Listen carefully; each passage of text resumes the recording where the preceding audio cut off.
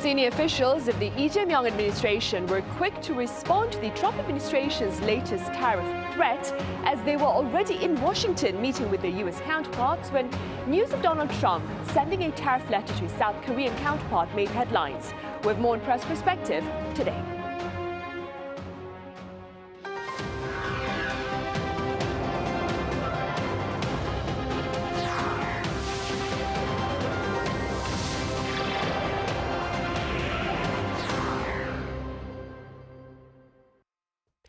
Welcome to Wednesday's edition of Press Perspective. It's July 9th here in Seoul. I'm Min Sunhee. The July 9th deadline of the pause on country-specific U.S. tariffs ends today, but the Trump administration has extended that pause to August 1st.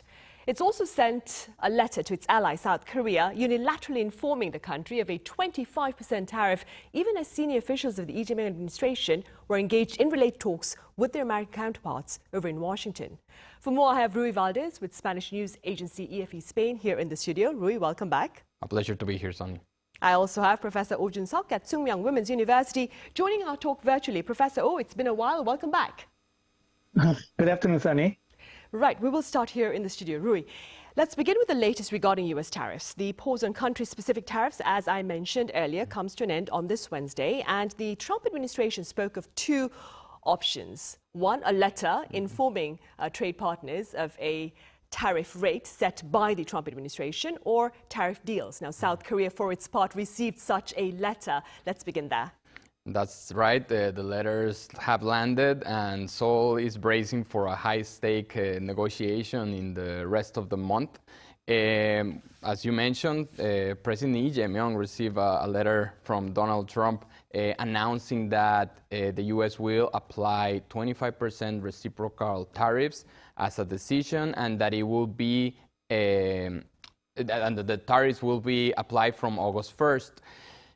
This could be, in a way, for optics, is very good because it was all over in social media. We could see the image of the letter of Trump, but the fact that he mentioned that the tariffs will start until August has been interpreted by Seoul as an extension, as a tacit extension of the negotiations. So, being that said, the response of Seoul has been in that line. The Trade Ministry has stated that they will use the remaining month to keep pushing on getting a different deal. Yesterday, South Korea convened an emergency meeting where its chief policy aide stressed prioritizing national interest over haste, while urging ministry to support affected sectors and diversify exports. This is all combined with previous meetings, during a previous meeting that Seoul officials have been having with high-profile U.S. officials in the U.S. We will elaborate this a little bit later on. And one thing that we need to take into account in the discussion of today is that based on documents from Congress, statements from U.S. and South Korea, it seems that the negotiations are focused on non-tariff barriers. This is because, thanks to the free trade agreement between Seoul and the U.S., basically, according from South Korean side and many experts, South Korea doesn't really apply or nearly zero, applies nearly zero tariffs to products of the U.S. So when Trump is calling these reciprocal tariffs, is because he's considering tariffs, non-tariff barriers as the ones to justify this policy. What's at stake on this? Some analysts estimate that if the full tariffs are applied, it will cost between 0.3 and 0.4 percentage points of GDP these years, and of course, it will affect the whole export-led economic model of South Korea, that where the U.S. account to over 18% of total trade for South Korea. And before we delve deeper into the situation between South Korea and the U.S. with regard to tariffs, Ruy, how many tariff deals has the U.S. sealed thus far? Yeah, thus far it has made deals with United Kingdom, Vietnam, and China. Trump promised that he will get 90 trade deals in 90 days, but well, it has felt quite short, this promise. Also, some of these deals steers there are some gray areas that are not clear, especially regarding China. But just in a general sense, the deal with the United Kingdom, in that deal, US agreed to cut tariffs on British cars, steel and aluminium, while the UK lowered tariffs on US goods like wine and sports equipment. The UK was spared from the US 50% steel and aluminum hike that I repeat this because this applies to many other countries, including South Korea, but still is facing 25% duties in this sector. Regarding the deal with Vietnam, Vietnamese goods face a reduced tariff, reduced 20% tariffs down from the original proposed that it was 46%, and includes a new 40% tariffs on transshipped goods, aim at stopping Chinese products from evading tariffs via Vietnam, as using Vietnam as the origin country, but they are really Chinese products, according to the US, is well, let's just say that Vietnam agree to apply these tariffs under that justification. And with China, which is one of the most interesting ones, but as I mentioned, it's also one of the most gray ones, in the sense that they agreed to ease punitive tariffs, now set at 30% on Chinese goods and 20% on US goods. This is considerable because they were reduced from 145% and 125% respectively. China pledged to facilitate US access to rare earths and key manufacturing materials, and the US resumed exports of airplane parts and chemicals, and also relaxed visa restrictions for Chinese students. Still, this has been more an announcement than really a dealing paper that have been shown to the public. So we have to really wait to read the small letters in this. Based on all this, in the latest, just as a fun fact, in the latest fact sheet released by the White House yesterday regarding the letters, they called Trump the best trade negotiator in history. This is quite, I mention this because I don't believe a statement like this has been said for any other US presidents by their own White House. But well, I leave you there and the public to judge. Right, and I will take it from there then. So, Professor Oh, as Ruy just mentioned, there are some who believe that this latest move, and I'm talking about the letters being sent to US trade partners, this particular move by the Trump administration is a negotiation strategy. Do you agree? And simply speaking, Professor Oh, what is Mr. Trump's strategy, so to speak? Definitely, I agree. The move will be a part of negotiation strategy starting from August 1st.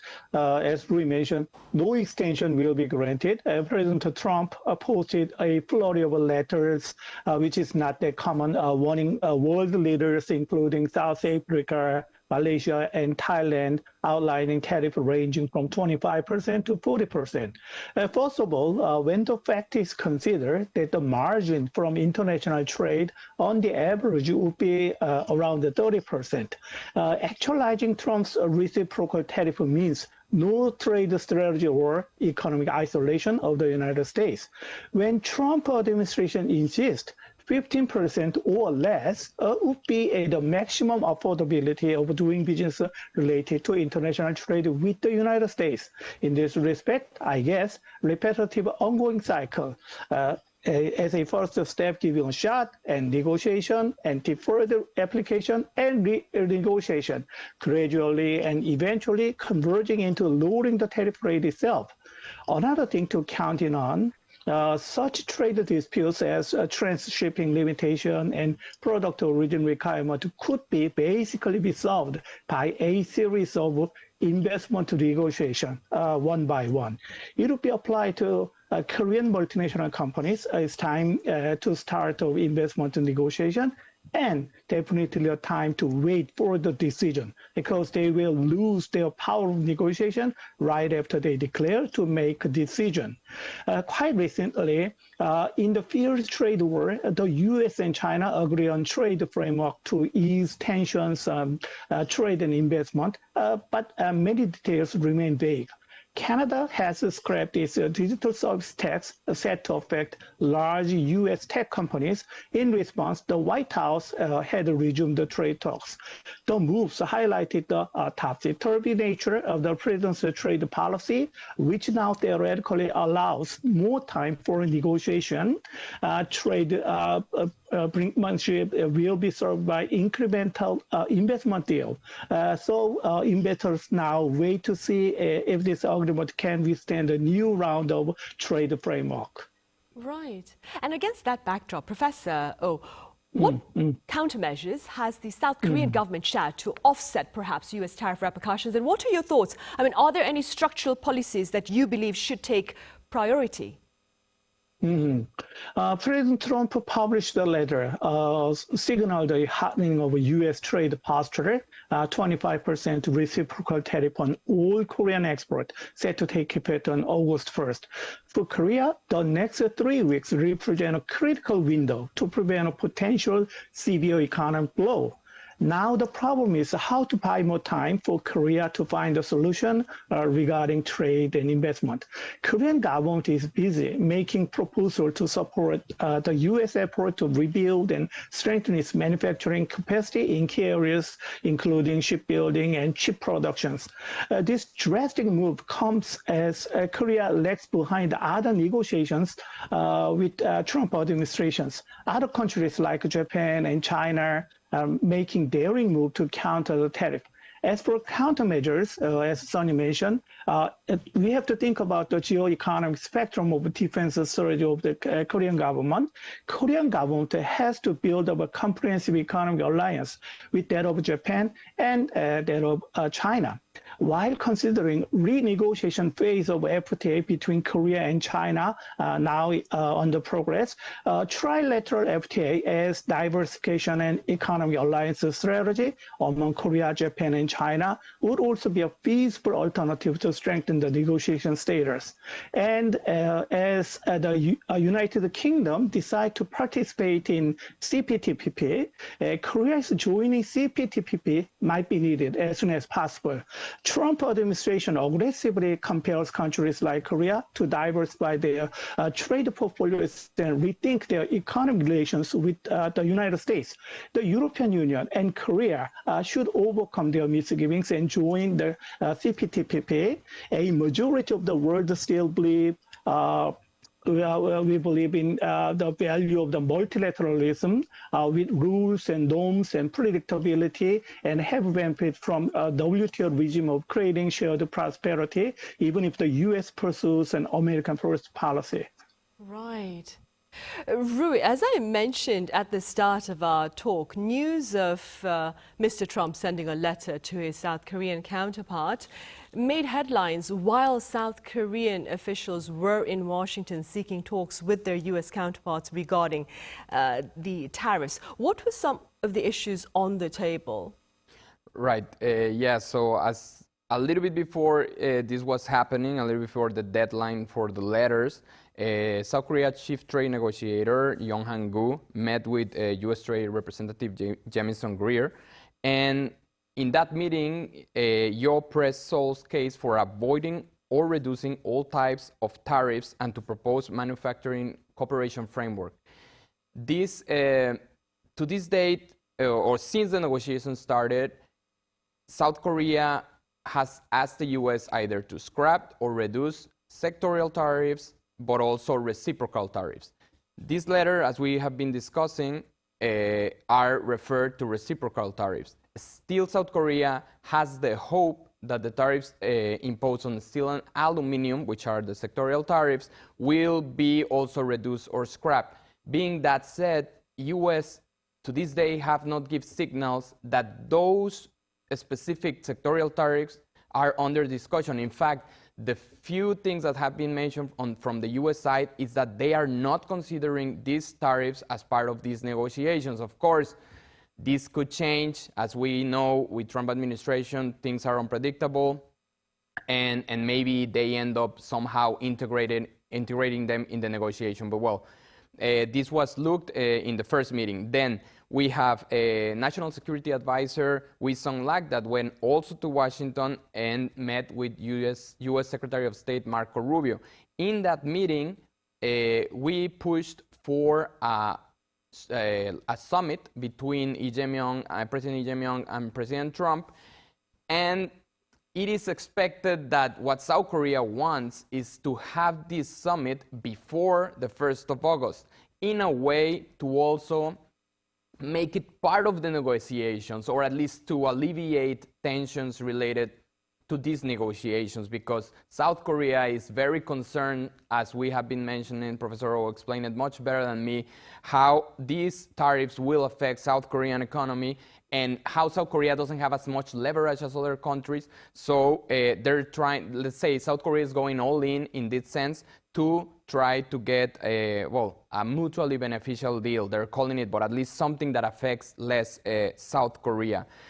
Finally, South Korea Chief Trade Negotiator met U.S. Secretary of Commerce Lutnick, and there he again pressed for reductions again in sectorial tariffs, including steel, but we don't know how the U.S. reacted to that demand that has been keep showing up from the South Korean side. As we have been mentioned, what has been in the table, what we have to do, the media or the experts, is try to get different bits from different sources, because there has not been a fully disclosed from official sources of what is negotiating. But there has been many signals that from different types of reports, congressional letters, as I mentioned, from US, and some statement from South Korean officials, that the sectors that are being discussed are focused on non-tariff barriers and are related for big tech and digital rules. For example, U.S. officials raised concern about South Korea planned antitrust and platform regulations that they say unfairly targets U.S. tech giants like Google and Apple, while sparing Chinese firms. There are some rumors, still nothing confirmed, that South Korea is actually delaying the approval or freezing a little bit the approval of this policy to somehow show the U.S. that they will agree on this part. Washington also pressed for changes to Seoul restriction on exporting mapping data and network fees for streaming service like Netflix.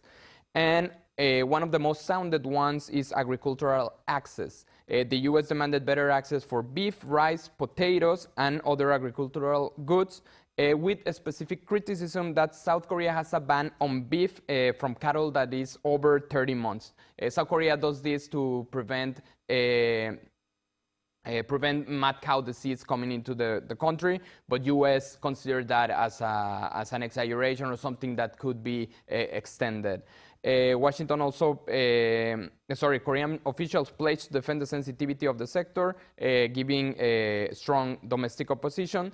And finally, what South Korean side has proposed, as I mentioned, has to do with manufacturing cooperation, industrial cooperation, also in artificial intelligence, chips, batteries, cars, and semiconductors, in a way to, based on the calculation made by the U.S., reduce this U.S. trade deficit.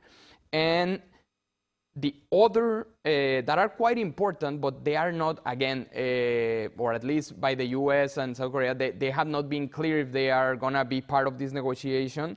It's the potential Korean participation in the Alaska gas duct project, worth $44 billion, which remains under review. And the whole discussion about the defense cost sharing of U.S. troops in South Korea. In fact, President Trump mentioned a couple of hours ago that he still thinks that South Korea should contribute more in this. Of course, we're talking about all these sectors, practically all sectors that are available in economics, in defense, in everything. So yeah, it's going to be, at least from the information that we have now, is that there's a focus on non-tariff barriers, and these other last two that I mentioned, many people believe that are also on the table. Right. Then against this need to address a trade again between South Korea and the US, Professor, are FTAs, do you suppose, losing their protective edge amid the presence of US tariffs? I mean, what is the fate of South Korea's FTA with the US given Mr. Trump's pursuit of tariffs? Yes, it is true. Trade between Korea and the United States has given largely free from tariff under the Korea and the US FTA, in short, KORUS FTA, which took effect in 2012. But the Trump administration has argued that the bilateral trade remains unfair. It is true. With the Trump administration implementing reciprocal tariff on all countries, the fate of the KORUS FTA is facing mounting questions with concerns that new tariff could significantly undermine its benefits. However, the trade pact serves as the foundational framework for trade between Seoul and Washington, an important tool for trade negotiations with the United States. The KORUS FTA, in this sense, the main framework of the two countries' comprehensive negotiations for trade and investment. There may be various types of negotiations, but talks within the pact framework will be much more advantageous and then benevolent for Korea than other communication channels. Unlike the executive orders signed unilaterally by the U.S. President, KORUS FTA is an international treaty forged through formal government-to-government negotiations. This provides Korea with a relatively equal footing in trade talks, at least in form, even if practical asymmetries remain. The KORUS FTA as a comprehensive agreement spanning a wide range of industries gives Korea room to negotiate trade across sectors, allowing it to offset losses in one area with gains in another, and helping maintaining balance in overall national interest of Korea. It is, however, hard to rule out the likelihood of the U.S. demanding renegotiation for the KORUS FTA. Korea has to ensure that any agreement reached through negotiations does not deviate from the fundamental framework of the current KORUS FTA. Right, indeed. All right, Professor, I'm afraid that's all the time we have for this edition. Thank you so much, as always, for your insights, Professor Oh. Thank you for having me. And Ruy here in the studio, thank you very much for your time and your thoughts. I'm glad to be here. Right, well, that brings us to the end of this edition of Press Perspective. Thank you for watching, and do join us again same time tomorrow.